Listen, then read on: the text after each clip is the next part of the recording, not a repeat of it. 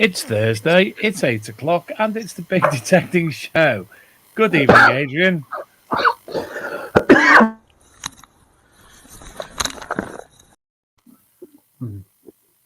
don't know why, it just makes me laugh when I see that. That's because you know him. Just caught me breath. I hope I haven't got COVID. It's because you know him. And I know that was down to drink. That wasn't just a fool. He's always like that. He does a bottle of sherry and Drambuie when he goes out detecting. He Everyone does. He does. Absolutely. Yeah, everyone knows that. How are you, mate? All right? I'm tired. Oh. Stressed. How are you? I'm all right now. Yeah. Good. Yeah. So apart from a cough. But COVID. No, COVID. It could be. I went to a wedding last Sunday, and everyone who was at the wedding's now got COVID, including the bride. So yeah, and someone at work's got it, but I don't work near them. But yeah, it's coming back. I think all these festivals and Jubilee. Oh dear. And weddings. Oh, yeah, and weddings, but not detecting, because we keep safe with all that kind of thing. And pub beer gardens as well. Pub beer gardens are good not to catch COVID in as well. Yeah, and the weather's nice.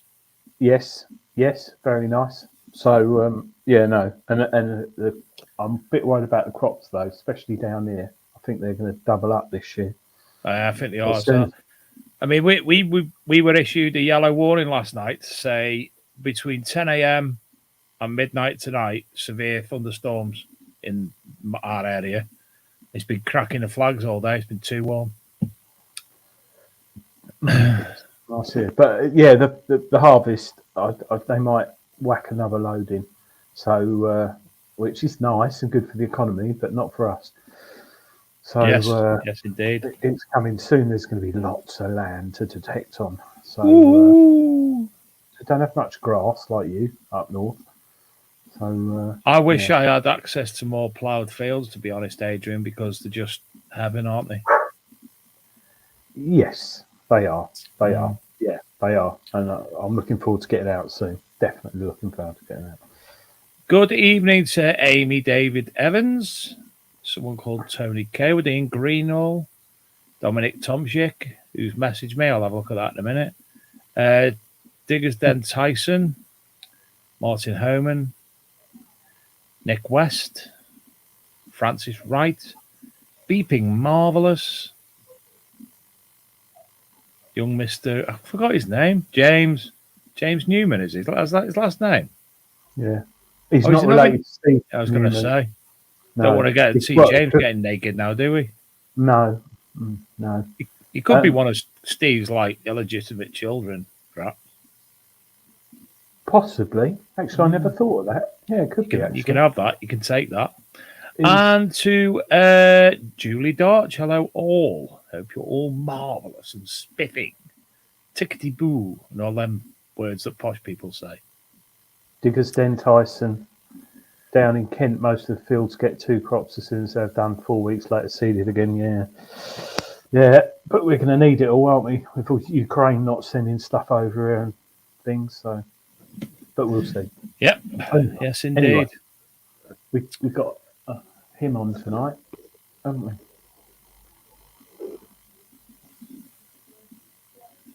Mr. Foley-over, Yorkshire Button Boy. Yes, we have. Oh, he's just put his glasses on. It means business. Look, he's like that now. He's like that behind it. He's not on. He doesn't realise he's not on. He doesn't realise I can see him. Should we bring him on? Yeah, go on. Bring him on.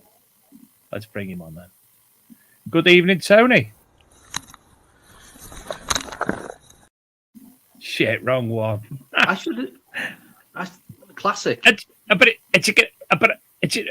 Tony. How are you? I'm awesome as always, as you would expect. Good. Not fallen over in days. Yeah. No. Your t-shirt looks like death. What's that advertising? Oh, look at him buffing up there. What on earth's all that about? BSM motorcycles.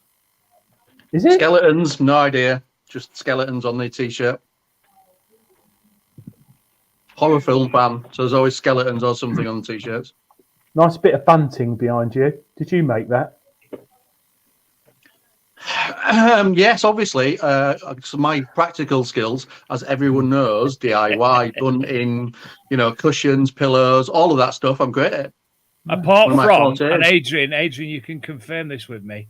All his sewing skills and everything, he just can't get curtains right, can he?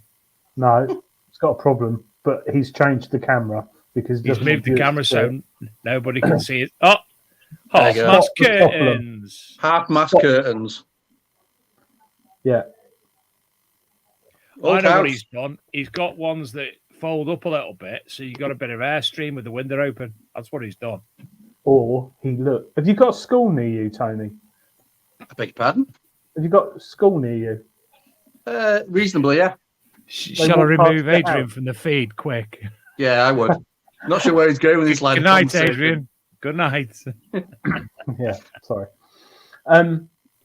Yes, which Beeping Marvelous just ordered an Atrex. Can't wait to give it a spin round the jungle field.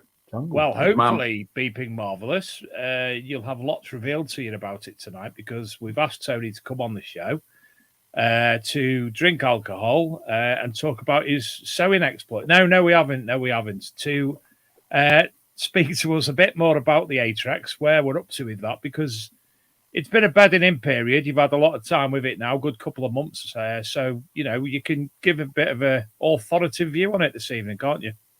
Allegedly. And if I can't, then Adrian can. And he wrote the review for Treasure Hunting. So I think between the two of us, we might have something. And he is the world's greatest machine tester, of course. Absolutely. There is nobody, worldwide, there is no better detector. What should we tester? Reviewer? Field tester, reviewer, hoarder, I don't know what's happened to the rest of that series. Maybe because I was in it, they didn't make any more. I don't know, but it must be stuck in the mud. Hi, Chris Langston. Angela Sherwin, I just bought hubby a Not to Legend for his 60th. He loves it. Oh, a lucky man. Yes, another good machine. I've got one at the moment. That might be next on my list. Yeah, it was.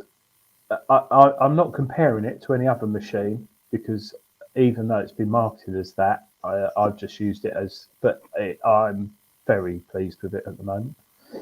Yeah, I think I keep calling it a silver monster. It seems to dig out silver really well. But the Atrex does as well, and gold, from what I've been seeing and hearing from a lot of people. A lot of people have been finding gold with their Atrex. And buttons. I've found thousands of buttons. You would think, given the amount of buttons, that I should actually take up sewing because I could do something with them then. Should we say about the Atrex, because me and you, Tony, were quite privy to receiving it before a lot of people, and we were also testing the multi-frequency before it came out, weren't we?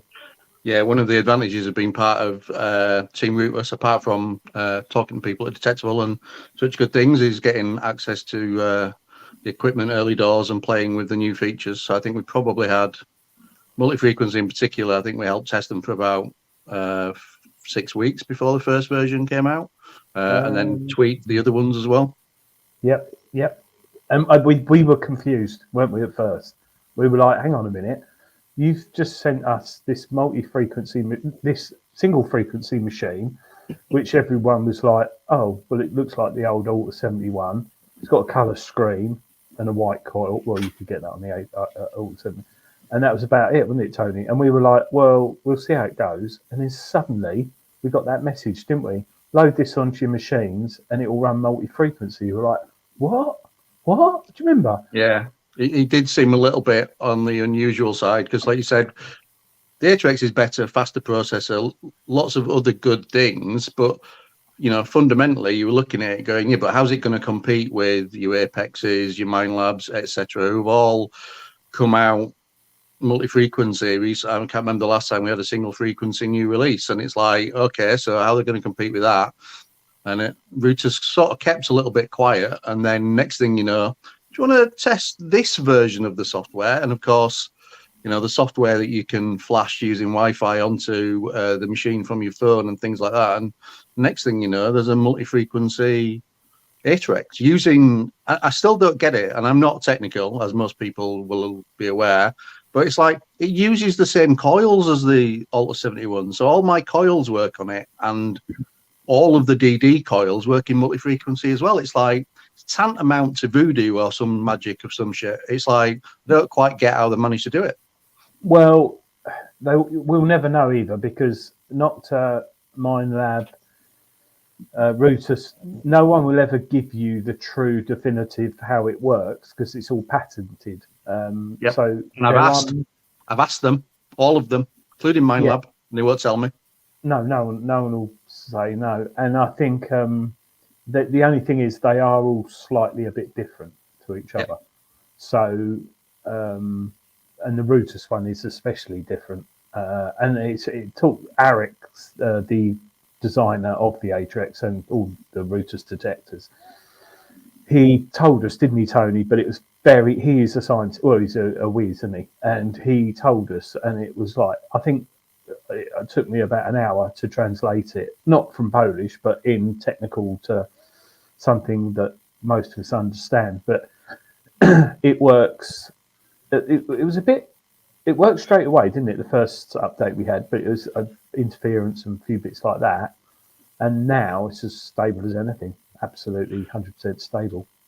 And even the feedback we gave them about the interference, because when it first came out, there was one multi-frequency setting on it, so it was like M1 or whatever, and now there's M1 to M10, which allows you to then use the EMI preview screen to work out where the EMI is, and then you can select the right multi-frequency option out of the 10 based on the EMI that you see on screen. Don't work in all circumstances. If you're really close, the EMI will flood all the frequencies, but in other circumstances, M10 may work where M1 won't, because the EMI is all at the lower end. So it's quite clever, the fact that you've got 10 different multi-frequency settings. They're only notches. It's like notching a single frequency machine on to avoid EMI. But it was a good bit of feedback that we gave, and it was a good bit of a response from them in terms of, okay, so there's the feedback on the EMI. Here's how we're going to fix it or address it at least, which Arek's always pretty good with, to be honest, in terms of taking the feedback and trying to tweak things to make them better for detectorists. And it's very, very nice. Myself saying this, because if you upgrade your detector, you've got a lead coming out USB port into the machine. The antivirus blocks it, and sometimes the file will get corrupt and stuff like that. But the Atrex, you just do it over Bluetooth with your phone, or they call it Wi-Fi, don't they, between each device. And I've done it out in the field. So when I had the Atrex, I was running it in beginner mode for a while, and then in the field just flashed it to pro mode or whatever, the multi-frequency mode. And it takes like, what, a minute, 2 minutes, if that? Yeah. And it's it's no simple. leads. Yeah, no leads. Really good. Just a question there. Multi-frequency mode is good. Yeah, on Playground, that's 3 feet deep, single. Yes, I 100% agree. Multi-frequency is not the be-all of what your machine's on. I use single frequencies probably more than multi, depending on the type of ground. I think the marketing machine from various manufacturers has oversold the benefits of multi-frequency, shall we say. So I think everybody now expects multi-frequency and everybody wants to run in it. And yet there are perfectly reasonable situations where single frequency would suit your needs a lot better. I think we're going to get to a point probably 18 months down the line where people start going, but that's when you'd use single frequency. And, we'll start to see a shift a little bit again. Well, you get to know your detector, don't you? So you know what works on that machine. But the Atrex running in single frequency, I'll probably use based on the dry weather and the hard ground, and also the recently ploughed fields. I definitely go for single frequency. Definitely. Yeah, absolutely. Dave, I don't know what Dave is doing. You see, we're talking tech now, so Dave's like, it's already lost. He's like, where do I switch my machine on? I was trying to get the Pringles face on the little man. Bit of product placement. I'm being told I'm doing Pepsi product placement. Well, as long as they're paying you for it, mate, and we get free samples, so that's the way to go, isn't it? Surely. Well, the free out the crate in the front room. That's fine. Yeah, I've got a question from Ryan Parker there. Where? Gentlemen, what was the story with the multi-frequency patent? Did mine never allow it to go? Said it. I think that is still ongoing, and it's a legal thing. So I have no idea what you're going on about. But if it's legal, we can't talk about it. No, for legal reasons. Yeah, it would be pure speculation on Adrian's fault, and it's all Adrian's fault. Just so it's clear, just in case we get sued. Adrian said it. Adrian Gaylor, Essex, Gayler. Gaylor. It's not something. It's something which Mind Lab have got cross about in the past, and there's lots of things being said, but you can Google Adrian Gaylor. Yes, you can. If you were a suspicious person like Adrian, you might think that perhaps the fact that nobody will say how any of their multi-frequencies works could be a related fact. But I wouldn't say that. I'd let Adrian say it on my behalf. Adrian Gaylor. Yes. So good question. Though. It is a good point, and it's something which Ryan, Mind Lab are the first people to develop it. But like I said, there's lots of different types. So how people work around it. I don't think were they first. Didn't someone who had the Spectrum? Didn't Whites have it first as a frequency? Yeah, but it was slightly. It's very technical. It's very technical. If you Google it and research, is that the same as you don't know, Adrian? I don't know. No, I don't think the White Spectrum. My mates, up the road had one. Good machine actually, but I think it's going to change as well because some dodgy site came up. Only on your screen. Ryan Parker said he's just wondering what you think the next step away from multi-frequency will be. Sorry, what was that? What do you think the next step could be away from multi-frequency? I reckon single frequency. I reckon more graphical. I reckon miniaturizing the Invenio screen or something like that and adding that more to detectors going forward? I think more integration into your phone. And I What, like an air detector? No. Possibly not the best example. Well, there's MindLab are doing something with their coils, which they've patented, or I think patent pending, which is going to be new. The way the coil relays to the ground. So I don't think it's going to be just all the multi-frequency. I think it's going to be other bits and bobs. I think it's down to the way the coil's wound. Have you heard about that, Tony? No, but no. It wouldn't surprise me. They need innovations, otherwise we won't buy new detectors. And we all want the newest gadget, so they need something to, for the next. Well, I don't want the newest gadget. I can't understand the old gadget yet, so.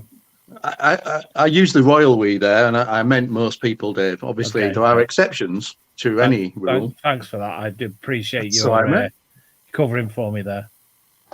I think there'll be some are marketing ploys, some of them, because we like, you say, new things like cars. You just get a bigger screen or a Google integration or something like that. That'd be quite a good one. Google integration for photos on the detector and stuff. But yeah, well, I think Quest have started that, haven't they? And is it the CTX integrates with an app or something? There are people who've toyed with that, but nobody's done it particularly well so far, I don't think. And there's certainly, you would think there's more that could be done there. Yeah, the Quest is quite clever. It's got its own like Facebook forum built into the app as well, and that's got quite good bits, but it needs tweaking still. But then XP are were gonna launch something, weren't they? Then that went quiet, and there's talk of that coming up again. I think it's been tested in France by certain people. That'll be one to watch out for. Well, Diggers Den Tyson for high frequency, and that's not too dissimilar to the current on the Legend, M1 and M2 on the Legend. They're not to macro Legend. So if I get this right, M1 is lower frequencies and M2 is higher frequencies on the Legend, which I've had a play with. So yeah, so you're more likely to. Yeah, and Digger Den, Terry, obviously uses the Apex, another one of the multi-frequency machines. In fact, he gave me his settings so that I could get going when I got my Apex to play with originally. So quick shout out and thank you for Terry for the settings on that one. Apex, Atrex. I get confused. When I wrote the article on the Atrex, the Treasure Hunting magazine, on the Atrex on Treasure Hunting magazine, it wasn't until I nearly finished writing the article, because they take quite a few days and stuff to write them, I realised I put Rutus Apex. So that wouldn't have gone down very well. No, that'd be two manufacturers annoyed with you. Yeah, massively. But going back to the Atrex, Tony, have you had people comment, as people did when for the Auto 71, it's complicated to use, the screens is too much, ignoring the beginner mode, which is really easy to use.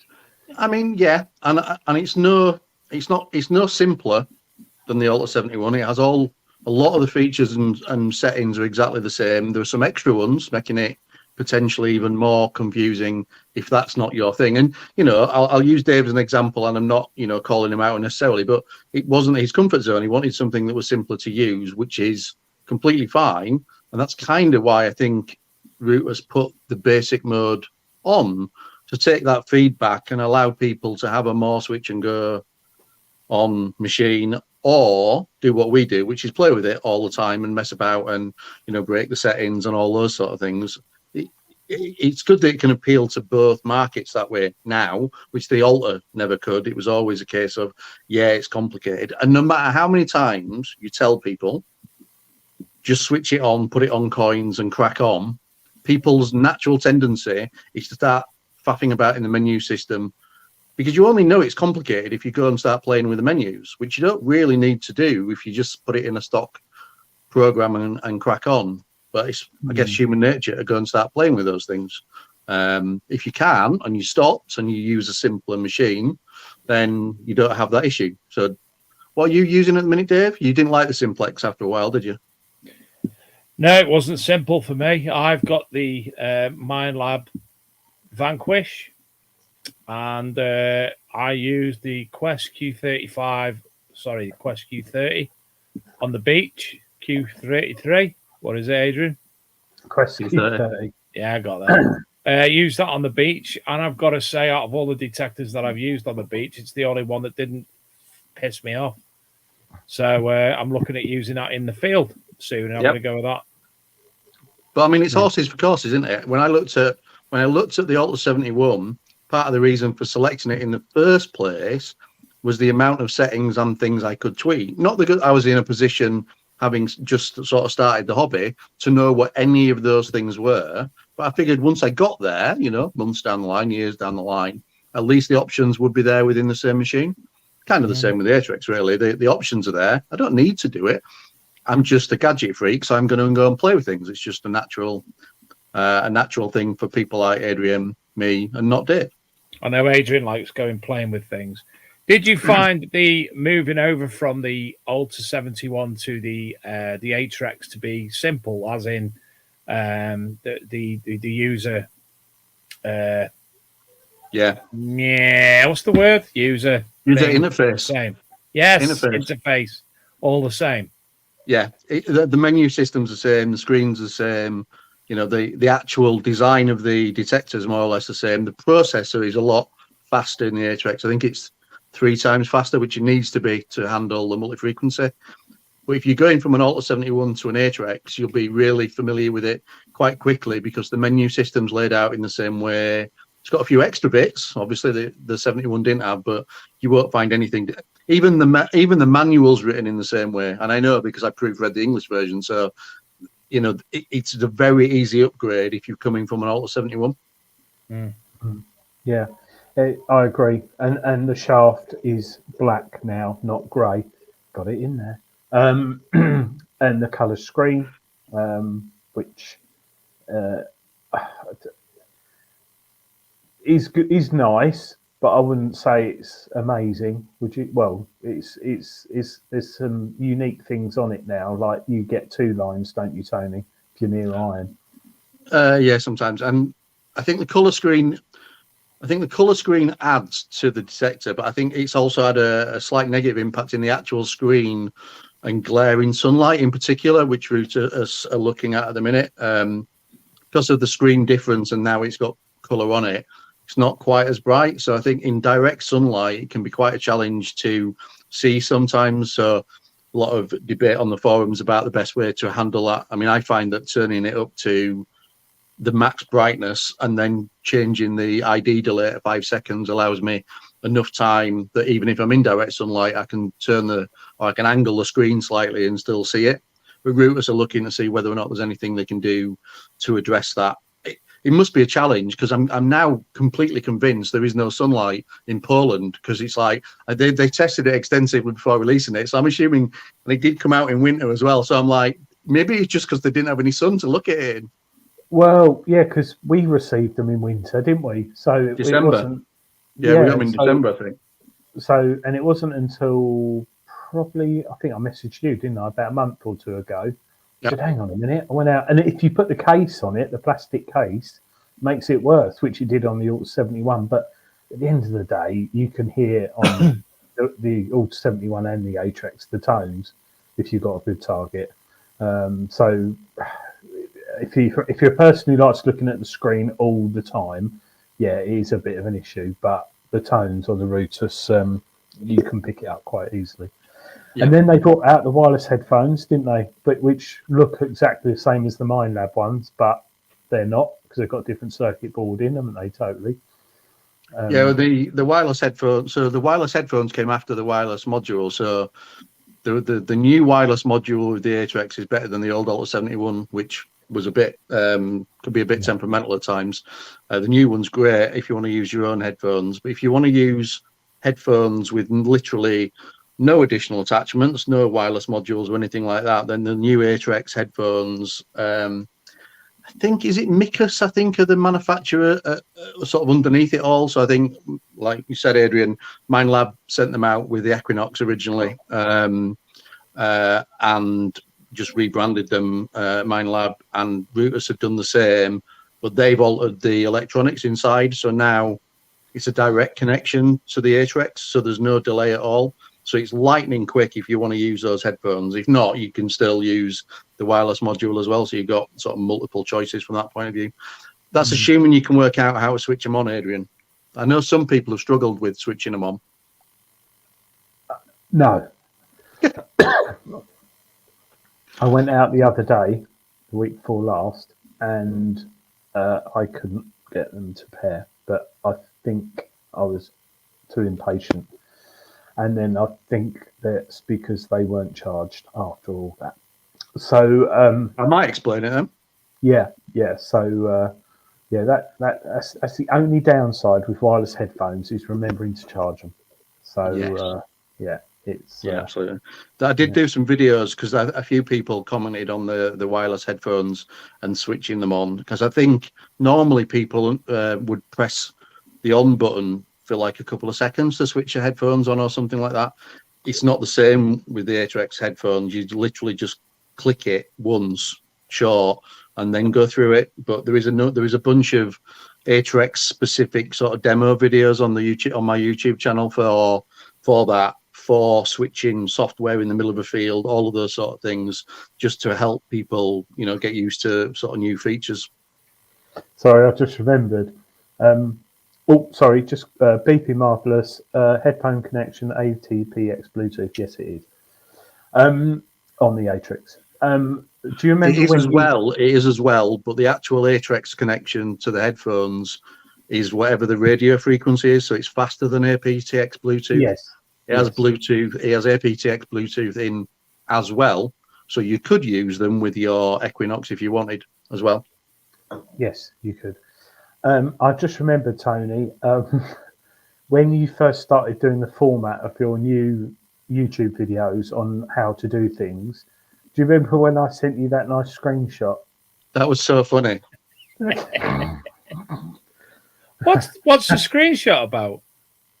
Well, shall I say it, Tony?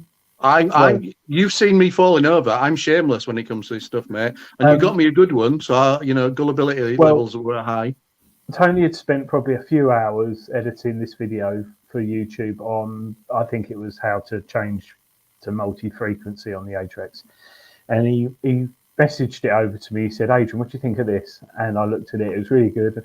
And I thought, what time is it? So it's 11 o'clock. I'll go to bed in a minute. I thought, no, what I'll do, on one of these, in the video, he goes on his browser, types in the Rutus website, and as he types in Rutus, underneath it comes things like Amazon, eBay, bigdetectingshow.com, stuff like that. And I thought, I wonder if I change one of those web addresses. So I changed it to a site which is more artistic bodies. And adults orientated? Yes. Hub's in the title somewhere, I think. Something hub. And I sent it back to Tony and said, yeah, great video, mate. Really enjoyed it. But is that right? The web address that appeared on your browser? And he came back and he didn't see it. He said, oh, thanks, Adrian. That's great. I'm off to bed now. He said, this video's taken hours to upload. And then I said, did you see my bit about and I just, oh my God, he came back. He'd gone to bed, I think, and you ran downstairs and deleted the upload to YouTube because I photoshopped it in. And that'll learn me.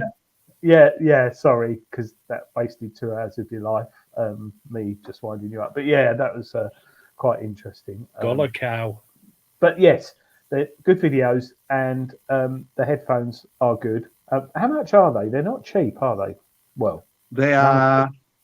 On Detectnics, they are £119, I think. Be good if you could get 10 quid off that, Tony.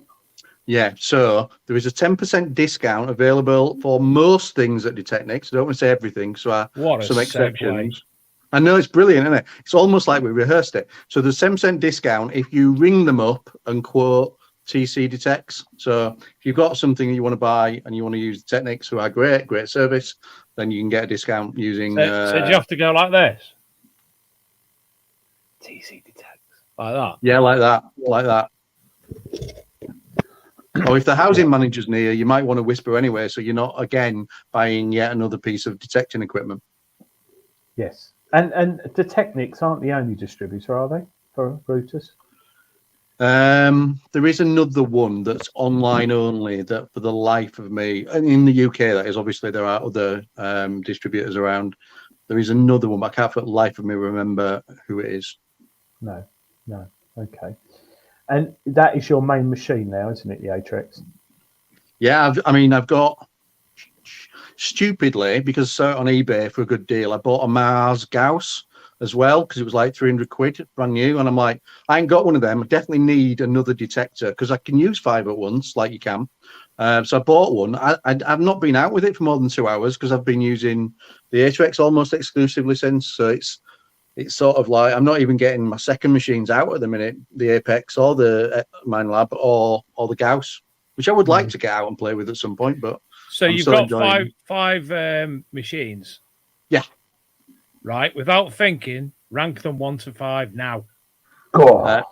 Apex, Alta 71, Mine Lab 600, then the Apex, You and said then the Gauss. You've already said the Apex. No, Atrex.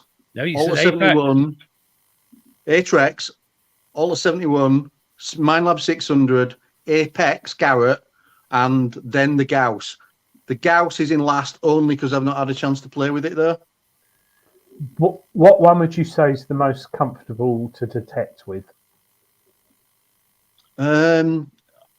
Just in terms of comfort and ignoring functionality, etc., I really like using the Apex. I don't think it's as strong in multi-frequency as the Atrex or the Mine Lab, but I really like using the Apex. The screen's great, and I think the ergonomics are really good on it as well.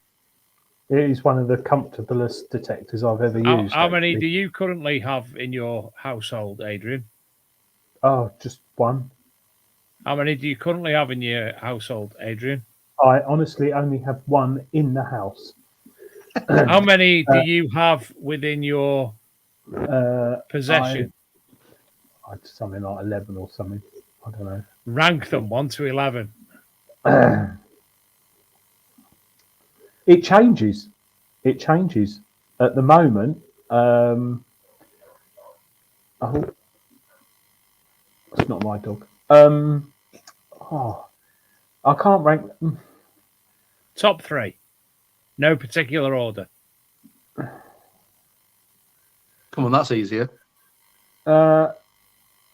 Legend. Not that as in 1. That could be 3.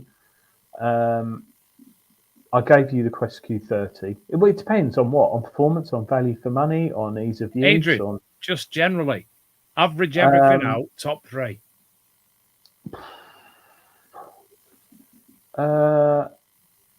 Deus 2, Legend, and Atrex at the moment, I would say. They're the ones in the car.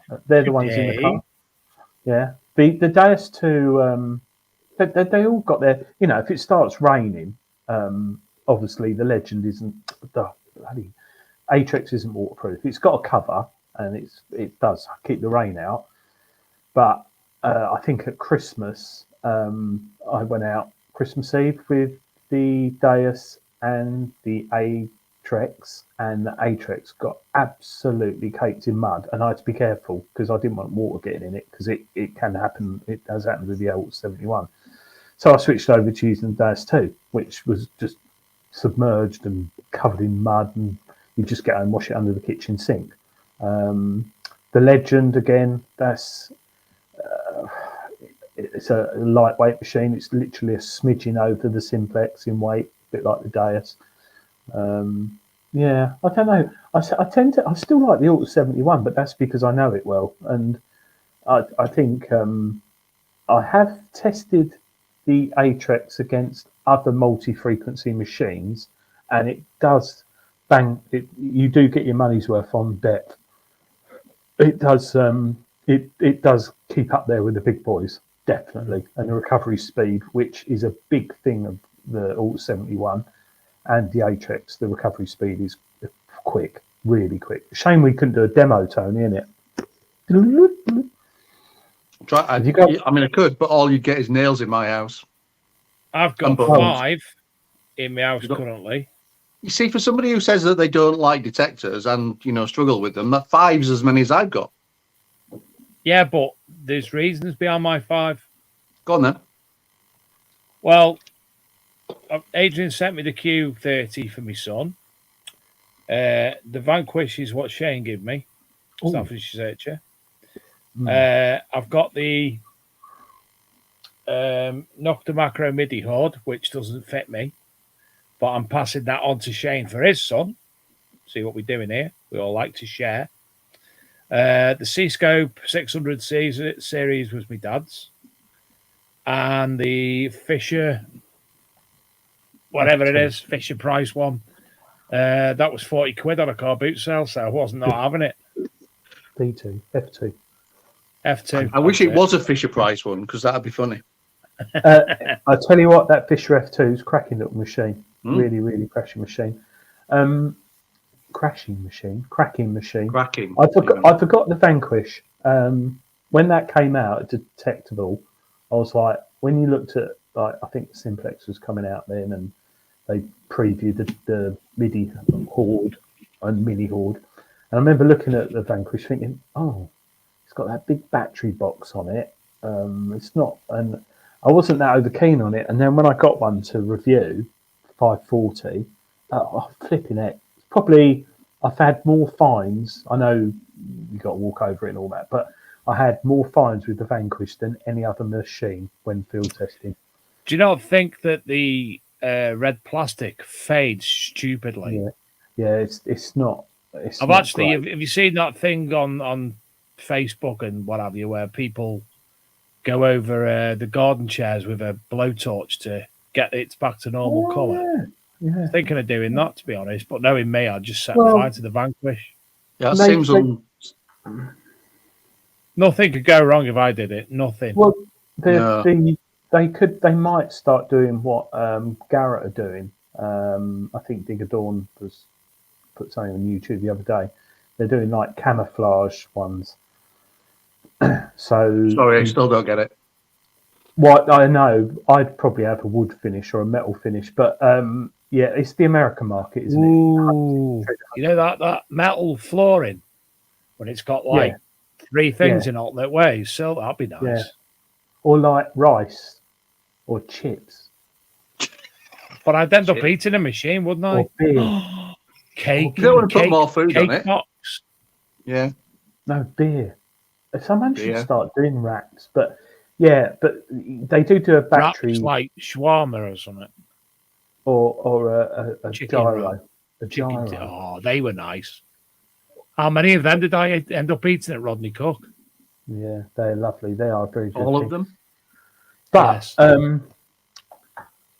yes, they do a battery. I've forgotten what it's called now for the Quest. They do like a huge battery rechargeable pack. I think it's about 50-60 quid. But for the Vanquish. But I've noticed the club I'm in, I went a few months ago, and the amount of people who had Vanquishes, sort of newish to the hobby, it's people buy them. So it doesn't put them off, but it looks a bit strange. Some people might like it. Gareth, I had an Xterra 705, and it wasn't the same machine that I remembered, and we didn't get on very well, so that departed quite quickly. It's very heavy. Never go back. Never go back. Never go back. I know. We do, though, do we? We always end up going back. There is you did that time, mate, and didn't work. There is a machine, I'm not going to say what it is, that I had about 5 years ago that I got rid of, that I'm going to buy again because I quite liked it. It's very simple to use. But it was actually made by Whites. It was made by Whites. But... Oh, is that a bird? No, that's me. Oh, sugar. That's me putting me blinds up so I can open the window. Tony, we had a magpie get into the house on Monday morning. What? I was woken up on Monday morning about 10 to 8. My daughter came into the bedroom and said, Dad, there's something behind the curtain in my bedroom. And I'm like, we've got an old house. I'm like, big bumblebee, something that might scare a teenage girl sort of thing. So I wander into her bedroom, half asleep, peek back behind the curtains. There, bold as brass, trying to get out, is a full-blown magpie. And I'm like, how on earth did a magpie get into the house? Charlotte's room has no open windows and no chimney. So we're like, how has it got in? So I got rid of it. I caught it. Fortunately, it trapped itself behind the curtain, so it made it easy to get rid of. Got it out. And then we spent the morning sort of forensically analysing the crime scene and finding like, a sooty wing print on the side of the wall, magpie poo halfway up the stairs and things like that. So it'd come down one of the chimneys downstairs, popped its way upstairs into Charlotte's room and jumped up onto windowsill to try and get back out. Why didn't it use the half-mast curtains? Or no, not those ones. Was it not those ones. Was it a wizard? I mean, initially, when I couldn't work out how it got in, I'm like, we do have a magic magpie in the house, clearly. It morphed. It had morphed, yes. We've had bats in before, but magpie was a new one. Oh, there's a magpie in my bedroom. What am I going to do? Cat weasel. My wife and daughter, change the subject slightly, went shopping last week in Chelmsford city centre. Loads of shops and that. And they're walking past Boots opticians, and there's all this like screaming and shouting. And there was a muntjac deer running around the opticians inside, going crazy. I mean, and they are getting more and more. I know I go on about badgers, but they are getting more prevalent. Muntjac, vermin. Stop here a moment. So Chelmsford, to me, is a city centre. Yeah. Or is it in the burbs? No, it's city centre. So very busy. Where's the muntjac deer come from? It's the county town of Essex. I don't know. Someone probably brought it in. For an eye test. It had a bet with a magpie and decided to trump getting into my house. I think I'm just trying to think. It's probably 2 miles till the nearest sort of foresty area. So it must have caused mass. Poor thing must have been. Even though I don't like them, must have been petrified. You don't like anything. You don't like animals, do you, Adrian? I do. I had a duck. You do not. I had a duck. I've got a dog that looks like a badger. Just to but you don't like badgers. Oh, yeah, deer. But they're not animals. I like deer, but not muntjac because they're imported from China and they're vermin. They roam. I actually sent Mr. Gaylor a link the other day of the badger that dug up a hoard. Yes, and what did I say? I don't know. I think I said something. I knew it. They're trying to muscle in on our territory. Steal our funds. But yeah, muntjac was in Boots opticians. Maybe it needed like a monocle repaired or something. I don't know. But it's a good question, Adrian. How many badger pictures do you get sent on a weekly basis? Because I was walking through Lincoln a few months ago, saw a badger T-shirt or shirt, I think it was, hung up in a window of a charity shop, photographed it, and immediately sent it to Adrian. It's like the natural thing now. See badger, send Adrian. Yeah, I do get a few. Yeah, and I quite like seeing. Yeah, but you don't actually see the amount that go on the Big Detecting Show Facebook group. No, that I tag you in because you don't go on Facebook. It loads on there. Oh gosh. Well, yeah, yeah. I'm. Who was it who said about a stuffed one? Oh, someone the other day. Adrian Van Vostenholtz. Yeah, he's got a spare stuffed one which I would like, but I don't think the housing manager would like it in the house. So it's one of those things I'd have to put it under the bed and get it out, like special occasions like Christmas, birthdays, Easter. When the housing manager's not in. He's got a badger tattooed on his leg. Why on earth have you got a badger on your leg? It's a very good question. You'd never be able to escape it. My mate Jim has got a brilliant tattoo. It's a rat, metal detecting. Okay, that's different. He breeds rats, so he's big into his rats, and he's a metal detector. So he's got a tattoo of a rat, metal detected. Oh, I mean, which sounds interesting. I've got the world's worst tattoo, so I can beat that anyway. Angela Sherwin, we have had Monkjack in Alsager. Alsager is about 5-6 miles from mine. That's cool. I didn't know you live so close, Angela. I see about 4 or 5 on the way to work, 20-mile drive every morning, dead in the road. 30 miles, about 30 miles I go to work, all through the countryside, completely, only through Leek, vaguely, and then the rest of the way I've come home tonight, all over the moors and everywhere, because his roadworks in Leek. I only ever see cows. Yeah, but Badgers and Adrian, the reason he sees so many is because he's swerving to hit them. He's seen them in his rear view afterwards. I'm aware of them. Because you drive down that country lane, you don't see them. They're watching you. They're like wombles on acid. Beeping Marvelous says he's got the tattoo because it's a spiritual thing. Oh, it's his Badgers are his spirit guide. Rob Random says badgers are like detectorists; they team up to hunt. Oh. We're talking badgers now, Monkjack. I don't know how we've got onto that, but why not? Tony, the Atrex. Yes. Atrex comes with 2 coils. A white hold on. We're talking technical again. See in a bit. Yep, coils. Yep. What are the differences? So the white coil is 1 centimeter bigger. So I guess you could argue that it's got more depth. In addition, apparently, so I'm reliably informed by everybody who knows about technical stuff, because it's white, it's less susceptible to additional interference or fluctuating performance in direct sunlight and temperatures. So in theory, the white coil is more stable and deeper. It's heavier though, so you trade it off a little bit for that point of view. It looks nice. I like it. It's like it looks nice when you've cleaned it. It gets dirty quite quickly, as you would expect of a coil going through soil all the time. Deary me. Is that a Cyberman? What the hell is that? I don't know. It's not a Cyberman, is it? Is it some sort of medical device? It is, isn't it? It's like a on switches. It's like a chastity belt for the face. To stop him grinding his teeth. What is it, Dave? Is it a welding mask? Batman mask, but it's not working. The batteries have run out. You can't defeat me, Superman. You're dying okay. in the night. I'd like to drive. I'd like. Time for justice. You can't defeat me, Superman. Your heat vision can't hurt me, Superman. My armor will protect me. Yeah. So, shit Batman mask. Yeah, because I've got the white coil and the black coil on the Atrex, and I like the white one, but it's much heavier. It's only a gnats, but I noticed it a lot more when I was detecting the white one, being just that little bit. I think because it's a little bit bigger, it's a little, I don't know, but I've been using the black one mainly, the original, which is the same as the old 71, isn't it?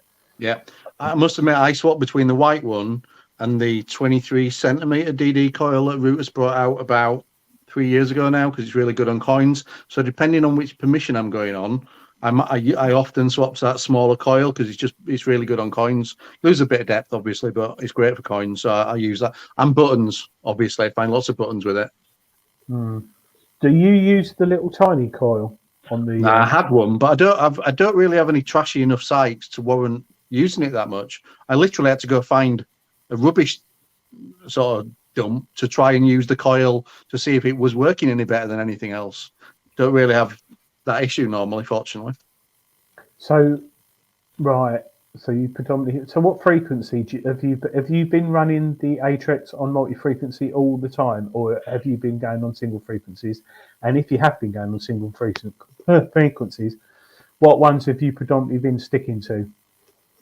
So mostly multi, while I've been getting used to it and sort of getting my head around multi and the EMI screen and that. But occasionally, especially directly underneath power lines and stuff like that, when it swamps all the EMI range, you can't really run it, not without taking the sensitivity down too much. So I'll then drop into something around 17.5 up to 18.5, that sort of range. Sort of keep it in the high end so it's good for coins. Usually, So that's how I normally run it, but mostly multi-frequency. Oh, by the way, oh yeah, hot off the press. They are working on a tweak to the multi-frequency, so there will be another version coming out within the next month or so, probably 6-8 weeks sort of thing. And of course, all these upgrades are free, like they are from Nocta and MindLab. Yep, free. Easy to program your machine. Do it in the middle of a field. If you find out that they've changed it when you're out detecting, you can literally do it in the field. Adrian likes doing it in the field. Most people do. Badgers are particularly, but yeah, most people do. What would you say with the Atrex? If there's one thing you could wave a magic wand, what would it be on changing it? Outside of the screen, because they're already looking at that. So the one thing that I'd change if it was me, I'd want to take more advantage of the color. So the color's got sort of accents and stuff on the menu systems and things like that. But I wonder whether or not it could be used more in sort of like, you know, when the signals and the hodograph and things like that to give more information about what's under the coil and what the processor's picking up. So it feels fairly static from that point of view. And I would like to have seen them do something where, you know, I don't know, you get an irony tinge signal and it goes brown, or, you know, or you get gold and it goes gold.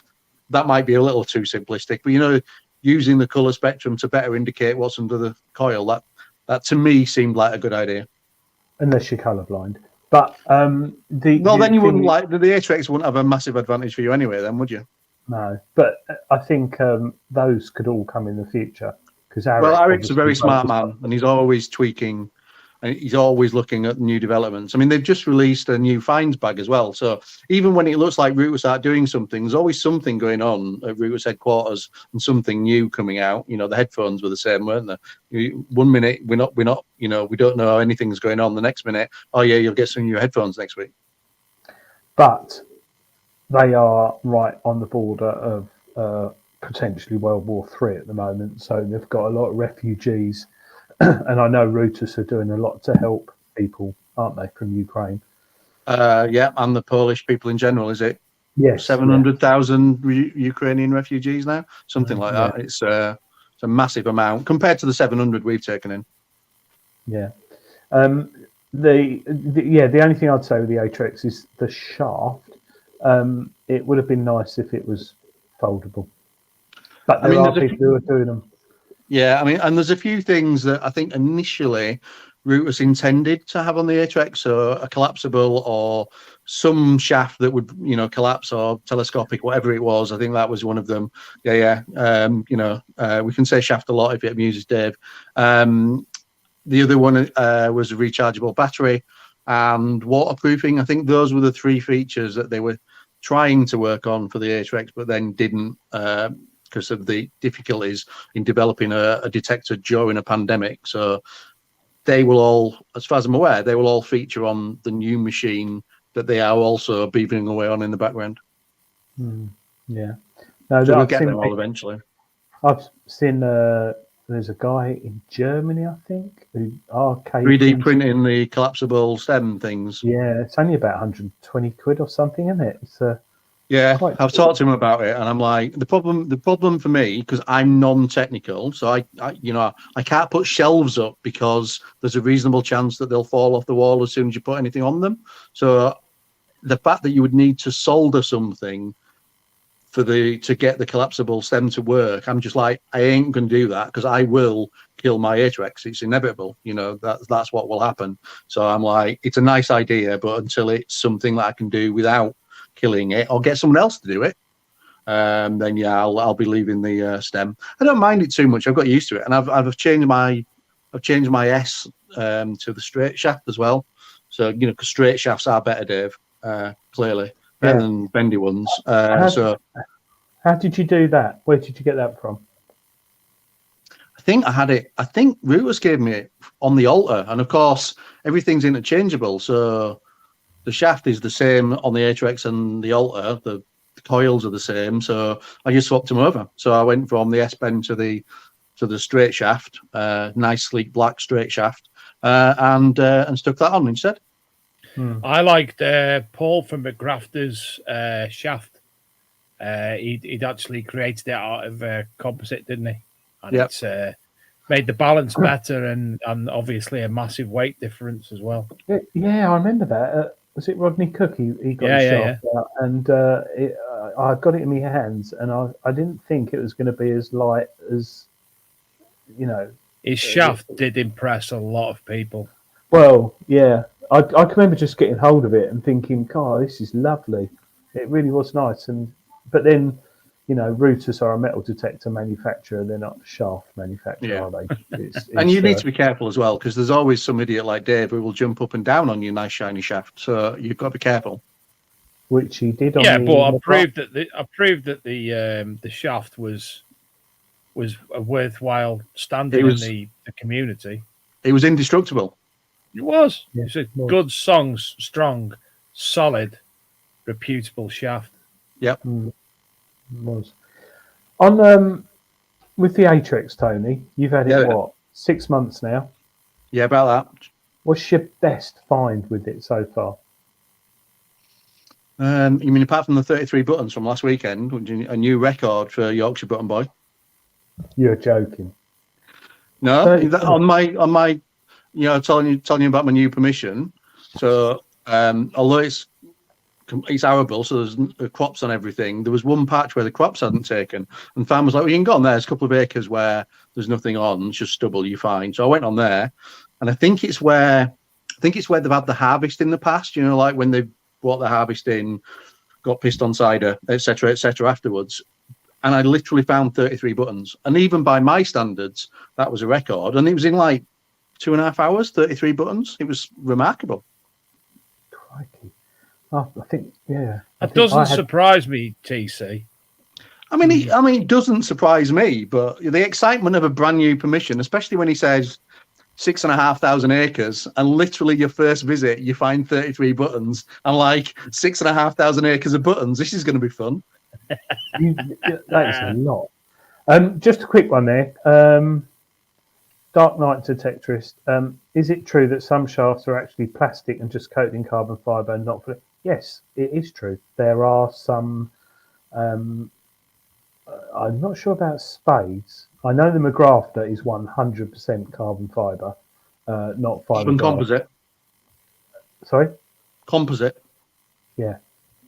There's some other shafts out there which are plastic or fiberglass coated in carbon fibre, like a wrap, but it looks carbon fibre. But you're right. So there's a lot of people. It is blinking expensive stuff. It really is. It's proper carbon fibre. I'm not talking Chinese stuff. I'm talking British manufactured European stuff. It is very, very expensive. So yeah, a lot of people do say it's carbon fibre when it isn't. Which is very naughty. It is. Yeah, it is. But 33 buttons. So what have you actually found with it? Have you found? Well, I know what you found, but. So let's see.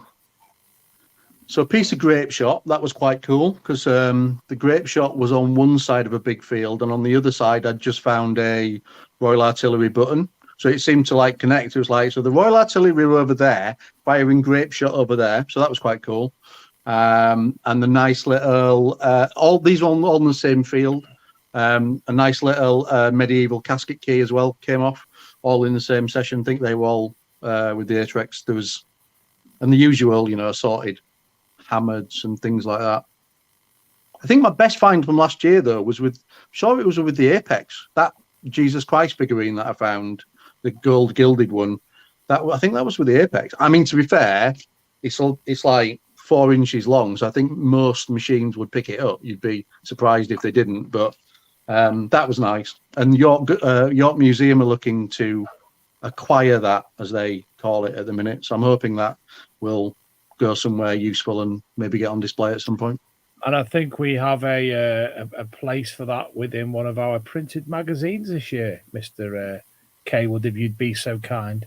I will be so kind. Yes, that would be awesome. Never know if we'll be able to even see it in situ in the museum at some point. That'd be delightful. What museum was that? Sorry, York Museum. was Is that found. the one with all the hordes and whatnot there? Yeah, they've just got a new. I think they put a new horde display up only a few months ago. So they've been working on that. But yeah, it was found on the Tadcaster side of York, next 2 fields away from a scheduled monument. So it looks like it was connected to the scheduled monument. In fact, the Portable Antiquities Schemes BODs think it might have been ripped off a crucifix as part of the Reformation, which is why it's got no hands and feet. That's interesting. Yeah. So if you got a picture, no, you haven't got it, have you? No. It's at the museum. Somebody had warned me I could have got one, but hey, such is life. It's very nice. Well, we did actually message you and via email. No, Adrian faxed you, didn't you, Adrian? Yeah, that sounds right. Well, the pager, I kept paging you. Yeah. Responding, so we sent. Yeah, sorry. Yeah, network was down on the paging network. Because nobody uses it anymore. Right, that's the problem with Mercury and 1-to-1. Yes. Yeah. So yeah, it would have been nice to see that. But you're talking about Fines Pouch by Rutus. What's all that about? Where is it? Is there a picture of it? I haven't heard of it. The website, I think. He says hopefully. If not, it's on one of the Facebook pages. I haven't got one yet. Yeah, see if you can find one. Haven't got one yet. I'm waiting for Detector to get them in stock.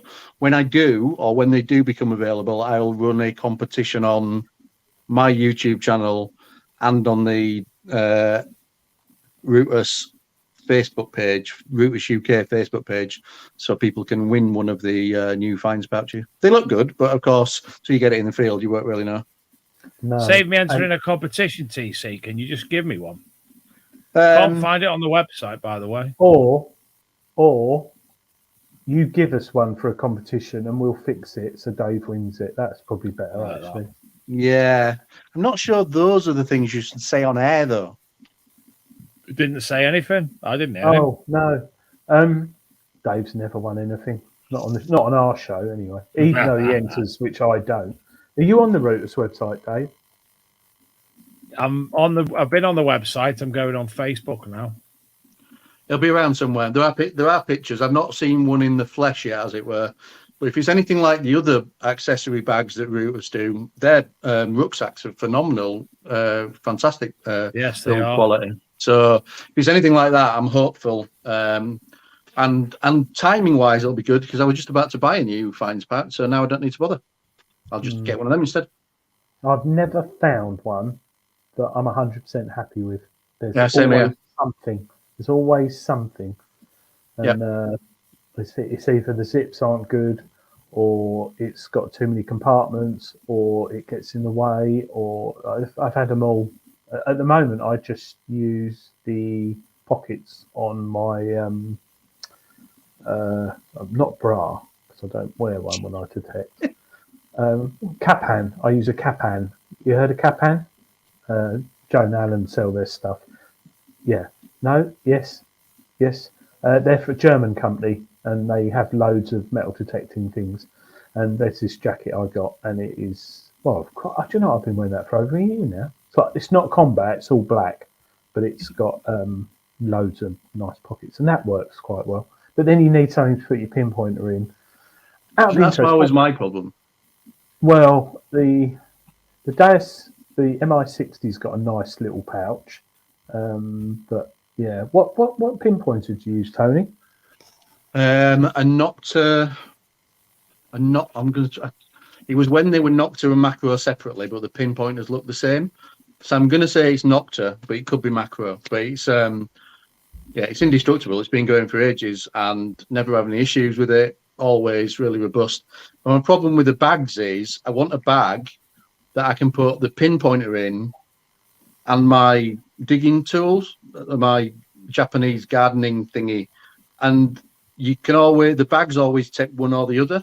So I've got the gardening tool in the bag and then my pinpointer in a pouch on my work trousers, whatever they're called, those workman type trousers. Whereas I want one that's got everything in, and they never quite get, like you said, you never quite get the right combination of everything in one bag. So I'm hoping Rutus have done that. We said, we never know. You're not making it up, are you? Because Dave can't find it. Yeah, but Dave and technology. I'm good at finding stuff. They said shit then. Stuff. Have you done the simple Google Rutus finds bag? I didn't do that one though. I've done everything else you told me to do. Is that a rabbit in front of your television, Tony, standing up? Yes. An Alice in Wonderland themed rabbit type thing. There were plenty of them around the house. No, Dave, I can't find it now. Honestly, there is such a thing. Unless all I can find is the old bum bag. Yeah, no, I'll find you and send you it for future reference. But when they become available, I will have 2 competitions running, one on my channel, one on Facebook, for people to win the new finds bag. Right. Marvellous. Ryan Parker, same as I've started using a mesh fishing type vest, and my pinpoint is tied to the bottom of my 600 underneath. That comes with it. Game changer. See, people forget fishing vests. There's some really good fishing. Ryan's right. There's some really good fishing vests, and they're a little bit more lighter, a little bit more slicker. I remember but they're not cheap. The good ones are dear because fishing is more expensive than detecting. I think, who did we have on the show the other week, Dave, who said he spent 12 grand on their Steve. gear? Yeah. Well, Steve, how much on what? 12 grand on his fishing gear. Jesus. Yeah. So no, Steve.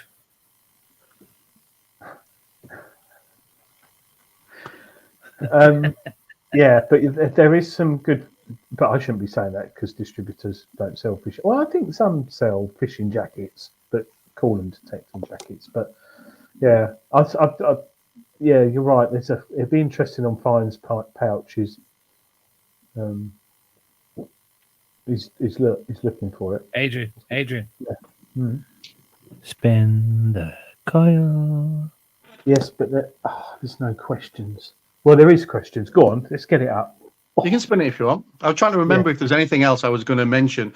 The other thing I was going to mention is a few people have asked recently about permission hunting. So just to remind people, I did do a video on my YouTube channel. So if you're shy and you don't like to doorstep farmers and stuff like that, there's a video, an alternate method on how to find permissions. And all of my permissions, which is now numbering 15, 20 permissions, have come from using everything that's in that video. Do you show your legs? No, I didn't. Or flutter my eyelids or anything like that. No. Well, it's that time. It's that time that we bring back Old Faithful, Spin the Coil. So, TC, question number 1. I'll jump in at any time if there's anything you forgot that you want to add. I will do. Dealer of choice. Russell down the crown. We're not talking Rob Random, are we? No, I mean, No. yeah, Detecnics, obviously. I was thinking Mr. Green down the world's end. Yeah, I was. Why to Technics? So when they are the main Rutus distributor, so when I wanted to buy Rutus equipment, that was the obvious choice.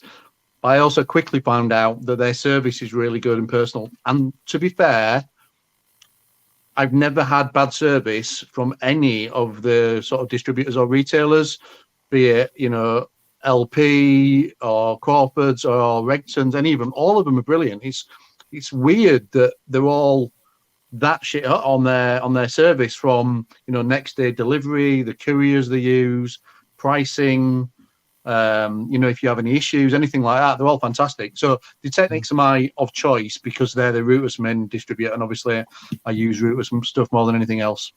And I get a discount. Don't forget that bit. TC Detects. That's the one.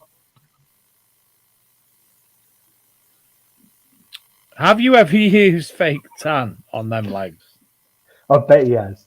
On his head. See, I'm one of those people who just go bright red and then peel. So no, but I do remember once trying, because one of the kids brought it into the house, one of those, the moisturizers that have a tan built into it, sort of thing. And I thought, well, I'll just put that on my face, see if it does anything. And I was still pale, so it did nothing. Oh. Well, maybe See, if I had fake tan, I'd have to draw lines on myself and kill stuff. Well, I think that would be the fun bit, wouldn't it? Yeah. Maybe we could do it at Detector or Rodney Cook. Could give Tony a fake tan. Why was that give Tony a fake tan? I mean, there will be plenty of people around. Because you've never had one. Yeah, we can. Because we can. We'll okay, just do that's fair. It's fair. Yeah.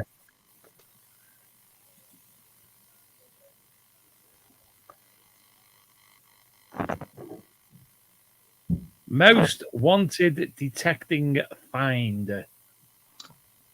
I'm still missing a gold coin. So I found gold in form of rings and things like that, but never a gold coin. So I think just to get that on the bucket list, a gold coin of some description.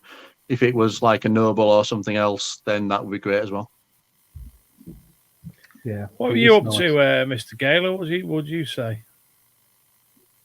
What's mine? Yes. At the moment, it's a fibula. At the moment, I've been fortunate with all the other things, but I haven't found a fibula for many, many years. So a fibula, a nice one, really nice one. At the moment, that's what I'd like to find. But my most wanted overall would probably be a Roman ring, because I'd wear it. Mm. Nice Roman on your ring. finger or on a little gold chain? one. No, a gold one, because I have found.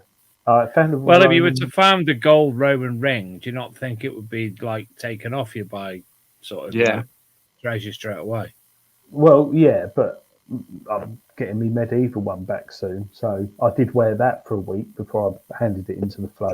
Wore it to work. How long ago was that?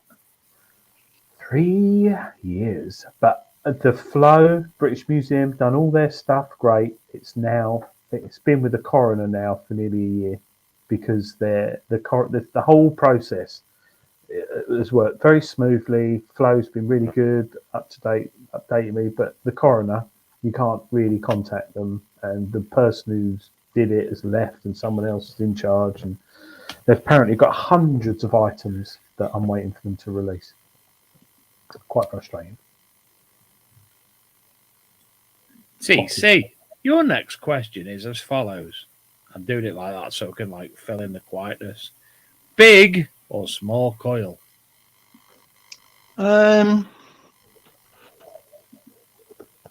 Yeah, controversially, I'm going to say in the middle. So that 23 centimeter coil that I mentioned earlier, I would say is a middle-sized coil, because it's not a sniper coil, and it's not up there with the Goliath of this world. I find the larger coils can be just a bit of a nightmare getting used to pinpointing with them. So you end up having to invent weird shuffles to pinpoint with them better. So yeah, that little 23 centimeter one on the Rutus is great. My favorite coil. Adrian? I'd go small. So the little one on the Deus 2, I had that for a while. Now I've got the bigger one, but I've forgotten the complete sizes. Is it 9-inch and 11-inch? I can't remember. But I like a small coil, to be honest, especially if I'm on plough, which I'm a standard coil person because I don't get big or small. No. And you don't like swapping things around. Well, I do, but then I think, have I done the right thing? And then go back to the other and then back to the other again. Have you encountered green waste? Yes, frustratingly, I have a permission with a really long field, and across the road from it is a Roman villa site that's been, the Archies have done reports on it, all that. So the villa's not on my permission, but the field over is. So you would think, bound to find Roman on that field, because it's next to a villa. It's like, 50 feet away from the villa, and yet it's completely littered with green waste. And it's the only field on a 400-acre permission that's littered with green waste. So I go on it every summer thinking one of these days I'm going to find something that isn't, an aluminium window clasp or something like that. And then I find aluminium window clasps. It's very frustrating. I think we all have, though, haven't we, Adrian? Yeah, I think the best thing to do, because it's predominantly the first couple of inches down, is just drop your frequency down to like 7-8 hertz and detect deep and try and get through it. Yeah, I'd agree with that.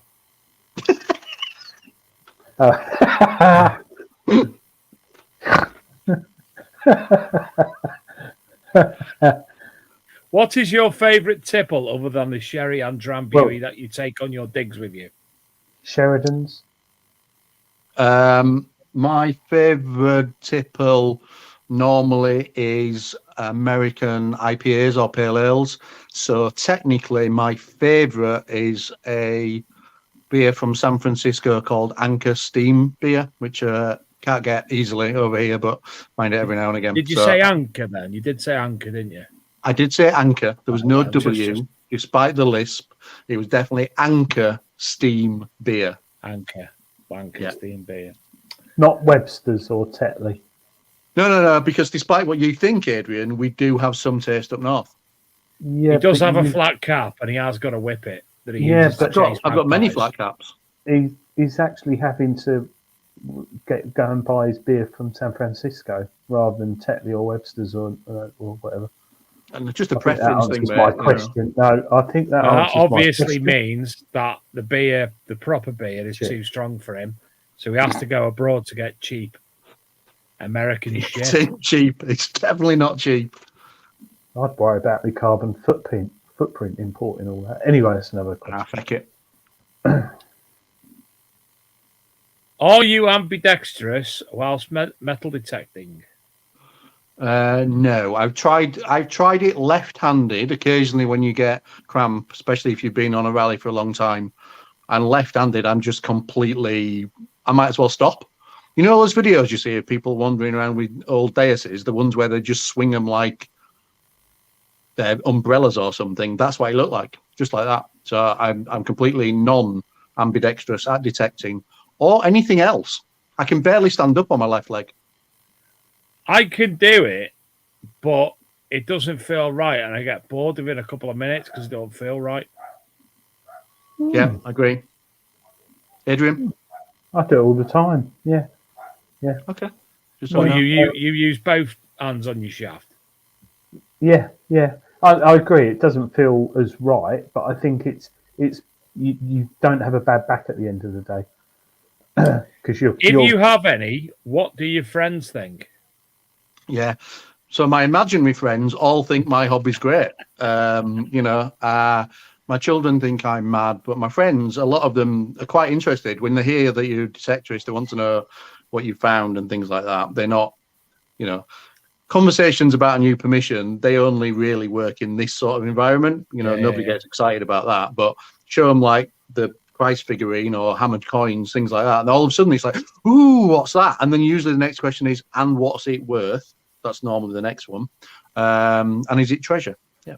Have you found any pirate treasure? And I'm like, I've not been digging around pirate ships, so no. And we'll make this the last one.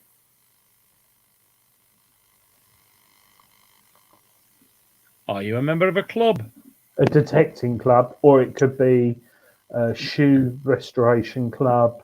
No, I let the membership of the Swingers Club lapse because I was spending too much time detecting, so we had to stop that one and knock it on the head. Well, that's the form of swinging, isn't it? Yeah, I mean it is. That was my excuse for cancelling my membership. But no, I attend Detectiveville, the charity rallies in the summer, a few local ones. But I'm lucky, got quite a lot of land, so I don't really need to do. Even for variety, I don't really need to join a club because I can just wander around. I'll alternate around my own permissions, and then I don't have to talk to anybody either. So it's great. You don't bump into people like Adrian, so it's good. Good point. Fantastic. Good point. Well, is there anything else you'd like to add about the Atrex, Tony? Was anyone got a question about? Yeah. Any of the last questions, stick them in the chat. I can't see the chat, but if somebody shouts them up, I'll try and answer. Yeah, Eagle Eye DJI says Tony's part of a hub, but not a club. Yep. I think we've identified that already. Next week's guest while I'm reminded, we have Phil Fodder and Ricardo Lees joining us. We've got guests lined up for the near future. We've also got a co-host lined up for when I'm lying on a beach in Turkey for 2 weeks. So Adrian will have some new friends to play with. Old, new friends. New, old friends. Old friends. Other people to play with. Who aren't Dave? Who want me? Awesome. I'd ring in, but I'll still be in bed at bloody 9:15 when I'm in Turkey, and that's 2 hours ahead. So 7:15 here, I'll be in bed. I think I'm in the west coast of America at the same time, so I won't be joining, probably. Although with my insomnia, I might. You never know. We'll see. Check TC out, dropping hints that he's going on the west coast. I'm off to San Francisco to drink steam beer in the place where it's brewed. True story. Yeah, I'm going to San Francisco. Well, I'm going to San Francisco and Disneyland and San Diego. Gareth Howard says, do you like cheese? And if so, what's your favourite? Yes, I am a massive fan of cheese. A mature cheddar is always good. If I'm going generalist, then I do like the sort of nutty flavour of a good red Leicester. I say good. But I like experimenting. So if there's a cheese that I've never seen before, I'll always buy that. There's something new that I'll have a go. TC, you're going to be very, very, very jealous of me. Go on. Next weekend, I'm going to the International Cheese Festival. I didn't even know there was such a thing, and I am now immediately jealous. I will send you, tagging you in momentarily. It used to be at the Nantwich Show, and it's now at the Staffordshire County Showground. They've even put it local to you. That's not fair. Oh, I know, yeah. Do you know, I went one year, and I swear to God, I must have had over, I'll find the picture, it'll be on Facebook somewhere, I had over 100 different items of cheese. Nobody's surprised. I went to the Asda one, and I said, how much? She went, I'll just make a contribution. Here's £1. We've seen you with cakes, mate, so we're not that surprised. I'm so looking forward to it. Do you know what I had first time last year, which is quite rare, but you can get it, and it is lovely, really smooth. Not COVID then? Sure. No, rabbit cheese. Absolutely gorgeous. Part of me thinks that must be a wind-up. Who milks a rabbit? Well, who milks a cow? I mean, whoever thought that? Oh, look, there's stuff coming out. Let's drink it and put it in that bucket and leave it. That would seem more practical than a rabbit. No, you can get rabbit's cheese. There's rabbit milking farms. I don't know. I think they're in like Devon way, but yeah, they do like, it's quite small pots, but it's like really mature but really smooth. Yeah, rabbit. But I don't know. I'm not googling that in case you stitch up my history again. No. It dates back to medieval times. They milked rabbits. TC, okay. I've tagged you in the thing. There's like, who's there? Hairy Bikers are there. Marco Pierre White, Matt Tebbert, whoever he's in. The guy who used to be in Coronation Street, who now owns his own cheese company. And lots of cheese, more importantly. Mate, honestly, it's where all the different manufacturers that make their specialist cheese, and it's all awards and what have you. And at the end of it, obviously, there's loads of stalls selling different types of cheese from around the world, around the country. By the way, Monterey Jack's my favourite cheese. Oh. I know it's a decent cheese, but it has, specific role. It's best in a burger. It's a great burger cheese. Reminds me, Detectable this year, Rutus are hoping to come back over. They were here about 3 years ago, but then obviously pandemics and other things. So Rutus are hoping to physically be in attendance at Detectable. Well, I think you should ask Viola to bring over some Polish cheese. Polish cheese, okay, and Polish vodka. Oh, yeah. Yes, indeed. Cherry vodka. And we won't remember anything of the weekend again. Yeah. Right, Adrian sent me a link in a private chat, and I really don't want to open it. Go on, no, it's genuine. Rabbit milk cheese. Yep, told you. Okay. Sounds wrong. Okay. So, have you got a rabbit, Dave? No, I've got. You got a dog. neighbour who's got one. You could borrow it. I'm not milking the dog. We used to have one, but it was psychotic and it bit you. So it's like not going to try and milk that. That's little. because you didn't milk it. Yeah, that could be. That could be it. Make sure you get a female. Make sure. Makes them easier to milk, I believe. Yeah. And don't forget, before we leave, Detectable tickets are now available, and Detecticon tickets are selling out rather rapidly. And would you believe, Detecticon is now next month. Yeah, June, July. Yeah. And Big Detecting Show, Archaeology and Metal Detecting Magazine have been invited to attend a weekender near Leek in Staffordshire, courtesy of Midland Detecting Days. That looks like it's going to be a rather big shindig too. Awesome. So Shane's even going to bought himself a tent, even though he lives about a mile away, so he can stay over and drink alcohol. Didn't know he drank. It can be twisted into having a scoop or two. Anyway, TC, it's been a pleasure having you on the show as ever. Can't thank you enough. Next week, don't forget, we've got Phil Fodder and Ricardo Lees. So very much looking forward to talking to them, because we haven't had them on the show before, have we? No, lovely people. We do like nice new people. Yeah. Oh, and the site where this dig is, the weekend that Viking coins have come up on one of the fields previously. Nice. Oh, nice. Viking coins. Yeah. Ooh. Right. We will love you and leave you, and we will see you all next week, 8 o'clock as ever. And don't forget, in the meantime, any of them little clips that you may or may not have, please send them in, and we can play more than one continuously. You just got one there. Wrong way, TC. Have you got trousers on? You got trousers on? Yeah.